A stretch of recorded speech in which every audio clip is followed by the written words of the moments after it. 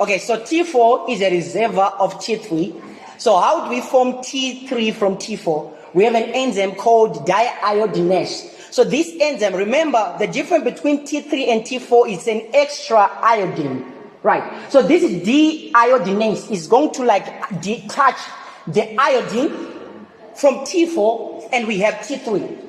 All right. So the T3 is the one that is active, which means is the one that is responsible for physiological effects in the body. What effects? So we are just going to mention some of the effects. It has so many effects in the body.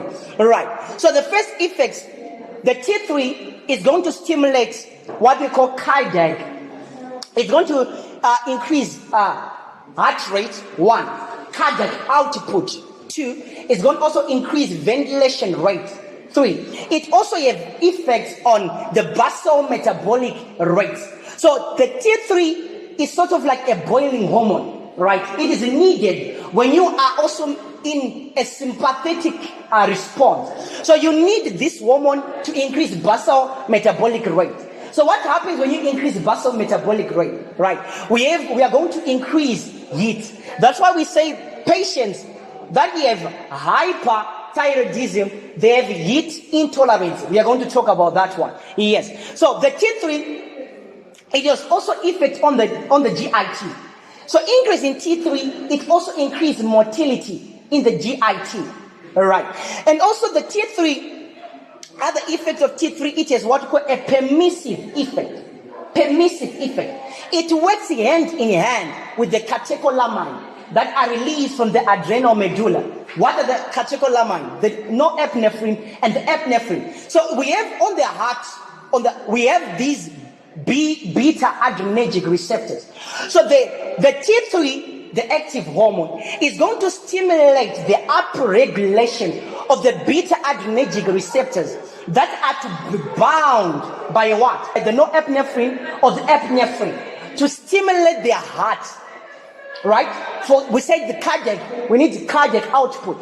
Increase the cardiac output. We need to increase the heart rate. So this permissive effect, it facilitates the upregulation of the beta adrenergic receptors that will increase the activity of the sympathetic, that will increase the sympathetic activity on the heart.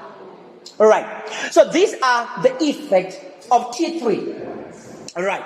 So we have diseases, let me say disorders, that are associated with the thyroid hormone. So here I've just summarized diseases that are associated with these thyroid hormones. So if we have excess thyroid hormone, we don't want excess thyroid hormone, right? We don't want low thyroid hormone. We need normal, right? Thyroid hormone in the body, homeostasis. So if you have excess thyroid hormone, we say that you have a hyperthyroidism, excess, hyper, excess, hyper. If you have deficiency of the thyroid hormone, you have a hypothyroid hormone. Right. And there's also one thing that I would like also to add here that is very important. Right. Inside the blood, we have what we call a TBG. TBG. You need to take note of that because it also affects the concentration of the T3 in the blood. The TBG is the thyroxine binding globulin. Thyroxine binding globulin. It has effects on the level of T3 and T4. As we know that hormones that are bound to proteins, they are the ones that are active. And then hormones that are bound to proteins are the ones that are what? Inactive. So this thyroxine binding globulin is going to bind this thyroid hormone. So increase, what are the effects if we increase synthesis of TBG? All right, we are going to find out that if we increase TBG, which means most of the thyroxine hormone is going to be bound, right? So we're going to decrease free thyroxine hormone, all right? As we decrease free thyroxine hormone, is going to act as a negative feedback to the hypothalamus and the anterior pituitary gland. So when TBG increases, we're going to find the TSH. is going to increase. The TRH is going to increase. But the T3 and the T4, they're going to decrease. Why? Because they are bound to the plasma protein. You also need to appreciate that one. So let us go here. We are going to talk about the hyperthyroidism and the hypothyroidism. Let's start with the hyperthyroidism. From the way the hyper, we said we have more increased, right, levels of T3 and T4. So if we have increased levels of T3 and T4, what is going to happen to the hypothalamus? What is going to happen to the anterior pituitary gland?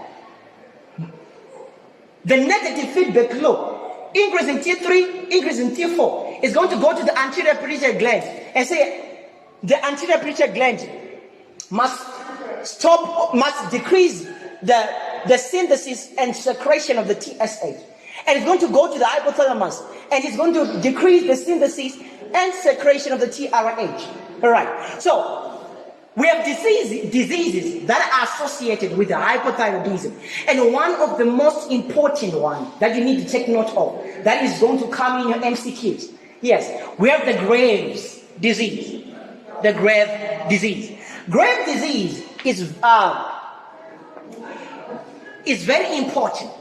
Why? Because we say that we have the thyroid gland. The thyroid gland, we have follicular cells. Yeah. Follicular cells, we have the what you call receptors, the GS protein receptors. Because the TSH, it activates secondary messenger, which is what? The cyclic AMP. So what is going to happen is this. When we have Graves' disease, your plasma cells that secretes antibodies, the IgG, all those antibodies, it's going to cop the structure of the TSH receptor on your what? On your follicular cells. So what is going to happen? We are going to, the plasma cell is going to secrete what we call the thyroid stimulating antibody. It's an antibody that is produced by the plasma cell. So it has agonistic effects, which means it cops the effects of TSH. So when the TSA, which is the thyroid, the thyroid stimulating antibody, is going to bind on the TSH receptor and cause the same effect that are caused by the TSH. What effect is going to increase T4 secretion, T3 secretion, all those effects. So we are going to have increase in the levels of T3 and T4. Right. So what are the effects what are the effects of increase in T3 and T4? Here, right. So someone who has Graves' disease has anxiety, body loss. Why body loss? Remember, we also say that we have the T3, it facilitates increase in basal metabolic reactions. Right. So which means that the lipolysis, both this degeneration of the adipocytes. The T3, it facilitates degeneration of adipocytes. So weight loss, if there is a high T3 and T4, we're going to go to the adipocyte and say you need to decrease, you need to break down. You need to break down. So we're going to have weight loss. We have also thinning of the skin. And then we have heat intolerance. Right. Heat intolerance, why? Because we have increase in basal metabolic rate. The body is working, the body is boiling, is releasing heat. So when you get into environment that is exposed to high temperatures, you're going to react. You are heat intolerant. Right. And then we go to the hypothyroidism. Hypo, from the way the hypo, with low levels of T3 and T4. So low levels of T3 and T4, they are going to act to the anterior pituitary gland in the hypothalamus to release more TRH. The hypothalamus will release more TRH. The anterior pituitary gland is going to release more TSH. Due to hypothyroidism, it's going to continuously stimulate our follicular cells. Let's say in case you have deficiency of iodine. Iodine is essential for the production of thyroxine. So if you have deficiency of iodine, what does it mean? It means that the body is going to have low levels of T4 and T3. So that will give a negative feedback to the anterior pituitary gland, and we're going to produce high amount of TSH. So the gland is going to be stimulated continuously. So this will cause these follicular cells to increase in size. That is goiter. That is goiter for you. So hypothyroidism is characterized by this disease, the Hashimoto's disease. Right. The Hashimoto disease is just is a disease that affects mainly the thyroid gland. It affects the thyroid gland. So which means it's a primary hypothyroidism. Right. So if it's primary hypothyroidism, it affects the thyroid gland. If it is secondary, it affects the anterior pituitary gland. If it is tertiary, it affects the hypothalamus. So here we are affecting the thyroid gland. How are we affecting the thyroid gland? See here, we said it's an autoimmune disease.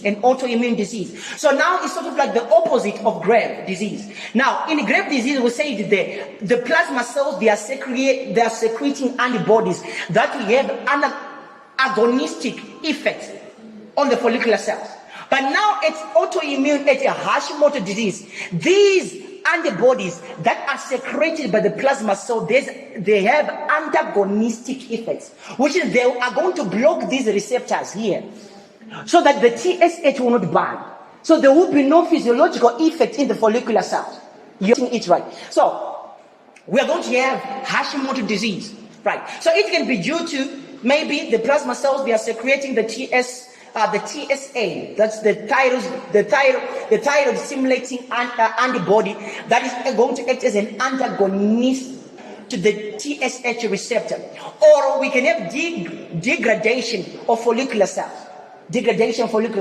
So if you decrease or damage or destroy or eradicate the follicular cells in the thyroid gland, we are going to decrease the synthesis of T4, T3. That's what hyperthyroidism. So these are the statistics that we have in these two conditions. So in hyperthyroidism and hypothyroidism, we have the same statistics. It affects women more than men.